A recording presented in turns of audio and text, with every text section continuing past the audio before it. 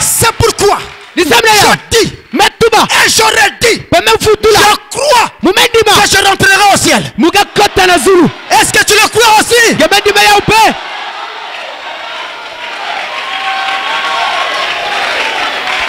Tel que nous sommes là, nous n'avons plus de place en enfer.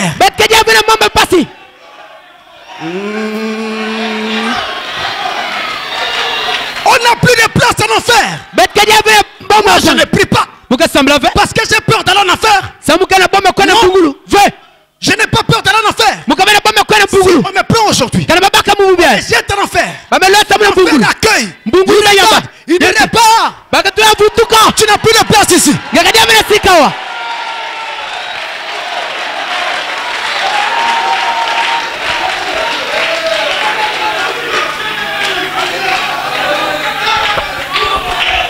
Tous ceux que tu as aimés, et tous ceux qui t'ont aimé, c'est un engagement personnel. Dieu a pris l'engagement de les amener dans la gloire.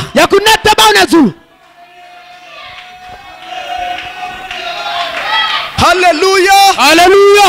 Je suis en route vers Canaan. Je suis en route vers Canaan. Je marche vers Canaan. Je marche vers Canaan.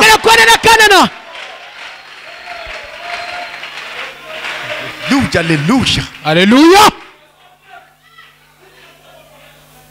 Mais il y a une chose à laquelle nous n'avons pas souvent fait très attention. Il a été dit dans ce petit passage que j'ai lu au début. Dieu a tant aimé le monde. A tant aimé le monde qu'il a donné son fils.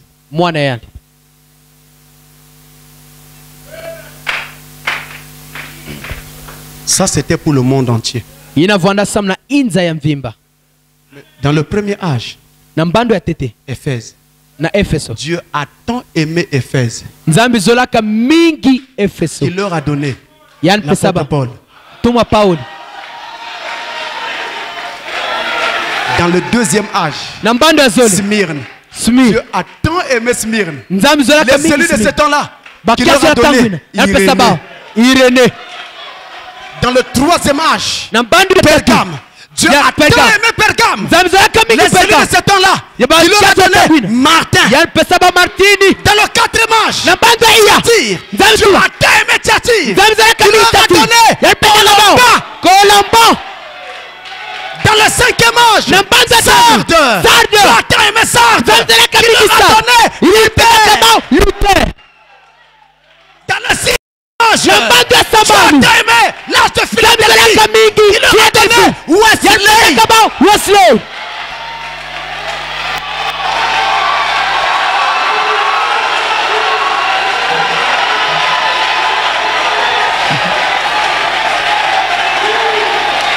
Dans le septième âge, dans ce septième âge, Dieu a tellement aimé le monde, il a tellement aimé les cellules de la Odyssée, qu'il nous a donné Marion Branham.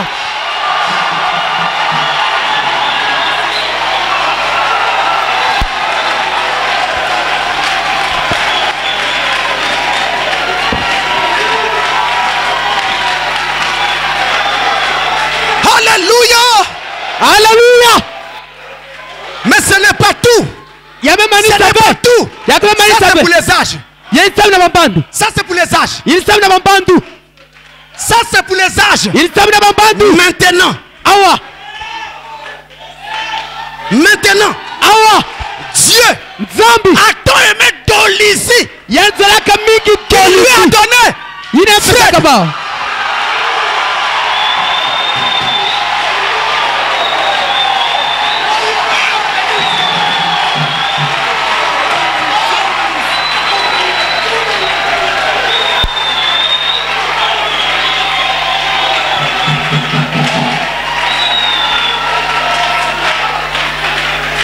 Alléluia. Alléluia.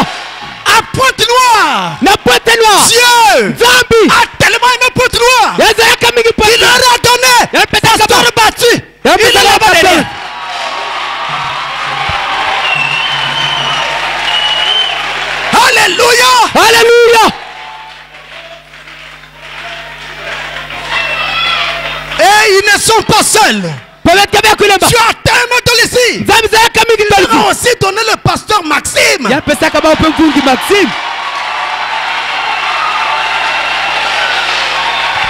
Alléluia. Alléluia. Maxime. Fred. Et tous les pasteurs de Dolici. C'est l'amour de Dieu pour Dolici.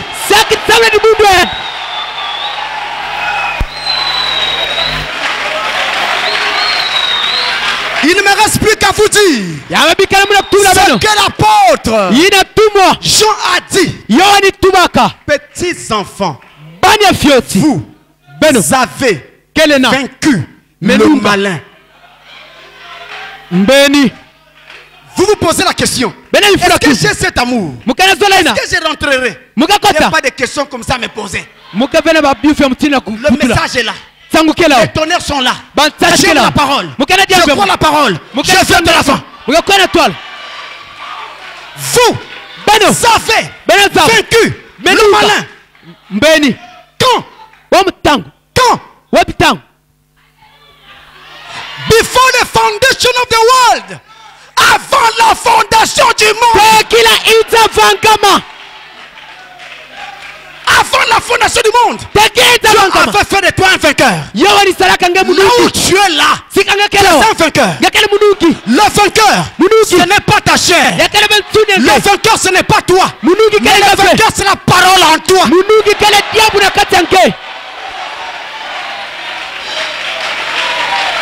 Dans la parole de Dieu, dans la parole, il n'y a pas de faiblesse.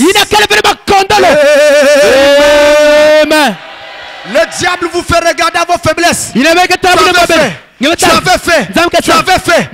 Si ce n'était que ça, personne ici n'allait rentrer. Alléluia. Alléluia. Nous allons rentrer. Je dis. Je redis, nous allons rentrer. Frère Branham va jusqu'à lâcher la bombe que voici. Je termine. Frère Branham dit, Dieu tient à votre salut. À cause de ça, lui-même, il choisit une église pour vous. C'est dans parole parlée, c'est mon originel. Il choisit une église pour vous. Il veille sur vos pas. Il inspire les enseignements de votre pasteur. Mais quand il constate que tu ne marches pas trop, tu es toujours en train de buter à la même épreuve. Les pasteurs vous ont toujours dit, il va te prendre, il va te casser la patte, il va te mettre autour du cou. Oui, c'est vrai, mais ce n'est pas tout. Il y a autre chose. Il est aussi dit, quand tu ne peux pas, il vient, il te prend. Il te soulève. Il te fait traverser l'épreuve. Il te redépose et te laisse continuer. Parce que vous êtes sa fille. Parce que vous êtes son fils. Que Dieu vous bénisse.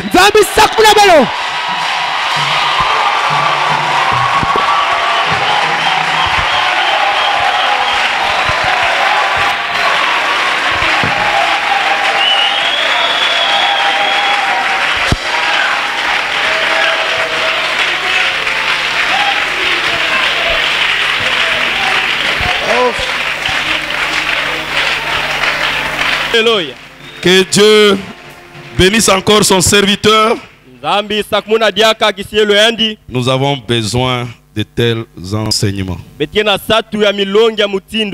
Amen. Amen. C'est ça le sommet de la pyramide. C'est ça les matériaux qui constituent l'épouse de Jésus-Christ. Dieu bénisse aussi tous les serviteurs de Dieu qui sont passés ici. Ce matin, c'était simplement merveilleux. Amen. Amen. Vous voyez que Dieu est dans la diversité. Et si nous avons l'occasion d'écouter chacun ici, nous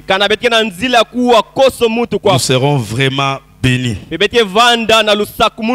Et j'aurais peut-être souhaité ou suggéré aux serviteurs de Dieu que ce serait un jour bon que nous puissions nous rencontrer rien que les serviteurs de Dieu. Même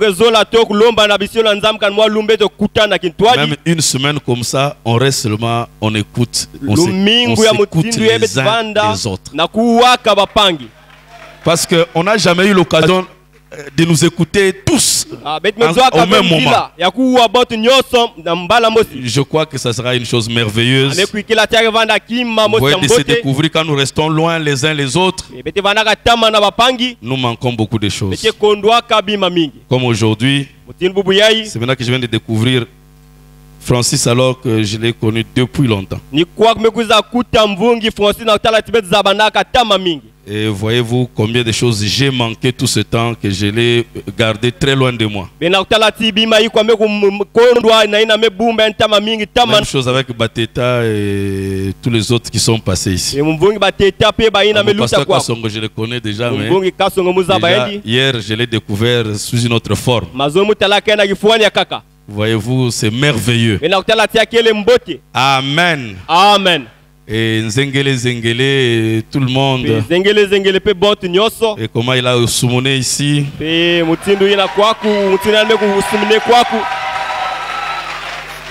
C'est simplement fantastique. Et que Dieu bénisse tous les serviteurs de Dieu qui sont ici.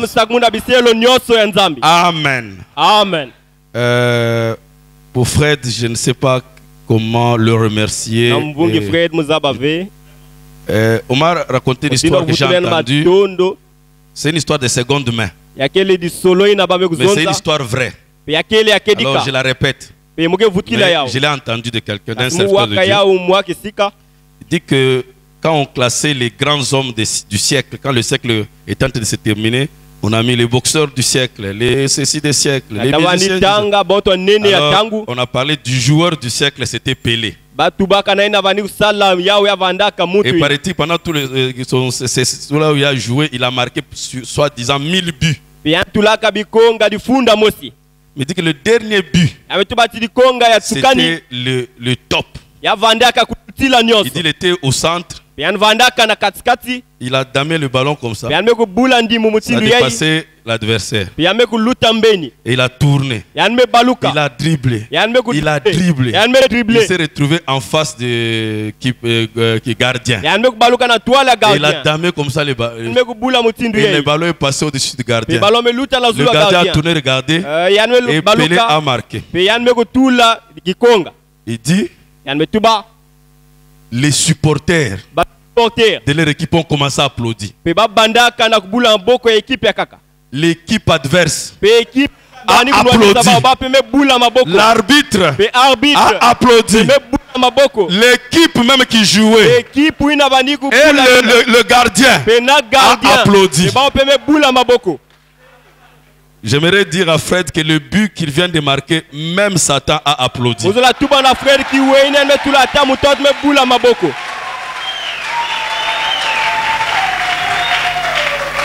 Bonjour.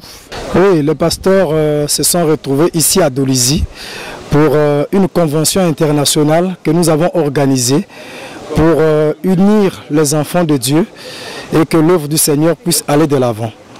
Donc, c'est pour la convention internationale. Les objectifs sont clairs. C'est premièrement amener des âmes à Christ et prêcher le message du temps de la fin à tout le monde qui sache qu'aujourd'hui, Dieu nous a envoyé un prophète, selon Malachie 4, versets 5 à 6, et aussi unir les frères, unir les églises et les serviteurs de Dieu, et que nous puissions arriver à dépasser nos différends, à briser nos barrières et reconnaître que nous sommes un seul peuple avec un seul Dieu et un seul prophète. Je le crois de tout cœur. La convention prend fin le dimanche 9 septembre, mais à la date d'aujourd'hui déjà, je peux vous rassurer qu'il y a des serviteurs de Dieu qui avaient des problèmes entre eux, qui ont commencé déjà à arranger. Nous avons eu 2 réunions de ministres, le mardi et le mercredi matin, mais je vous assure, je vous rassure que les serviteurs de Dieu ont commencé à se réconcilier. Il y a déjà de nouvelles âmes qui viennent à Christ et pratiquement toutes les églises de la ville sont ici réunies. Et je crois déjà, avant même la fin de la convention, le but ou l'objectif est déjà atteint par la grâce de Dieu. Merci bien. Je vous remercie, que le Seigneur vous bénisse et merci à Canal 7. Bonjour. Je suis le pasteur Bathilde, Branham Tabernacle à Pointe-Noire. Bon, la convention, c'est un lieu de retrouvailles pour les prédicateurs, l'occasion de faire le point sur l'avancée du message, sur tout ce qui se fait et se dit. Nous sommes très intéressés de la manière que cela se déroule et nous félicitons le pasteur Fred pour l'initiative. Et je crois que de telles initiatives se répéteront dans l'avenir dans d'autres cieux. Je vous remercie aussi.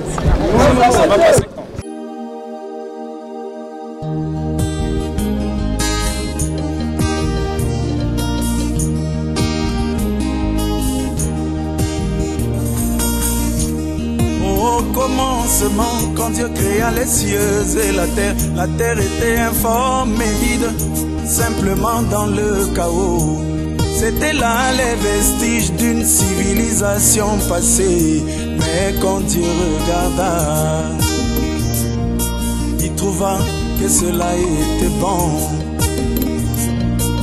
Mais quand Dieu regarda, il trouva que cela était bon. Mais toi, quand tu regardes, qu'est-ce que tu vois? Quand tu regardes, qu'est-ce que tu vois?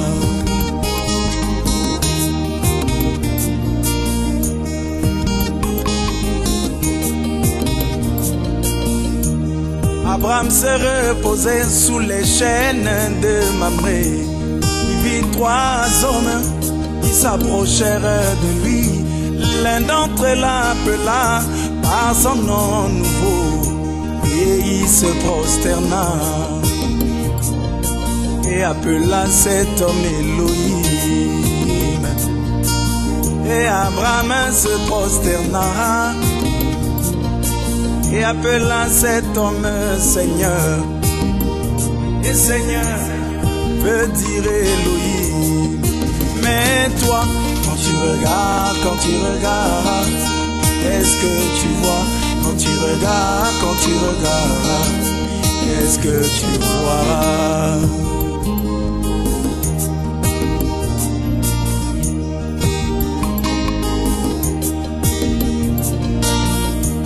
Pharaon regardait au travers de sa fenêtre le peuple d'Israël qui pataugeait dans la boue. Pour lui c'était des esclaves qu'il avait sous son pouvoir. Mais Moïse regarda au travers de la même fenêtre. Pour lui c'était le peuple de Dieu,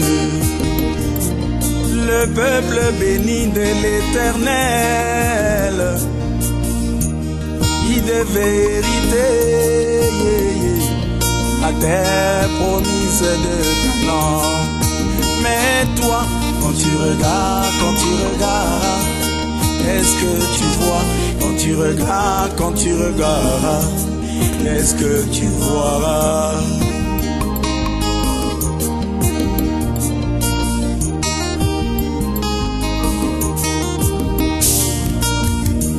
Jésus-Christ mon sauveur, quand il marcha en Galilée, il manifesta le signe du Messie, discernant les pensées des cœurs des humains. Mais les pharisiens taxèrent cela de Belzéboul. Mais la femme au puits l'appela prophète Messie. Mais la femme samaritaine l'appela prophète Messie. Mais toi, quand tu regardes, qu'est-ce que tu vois? Quand tu regardes, qu'est-ce que tu vois?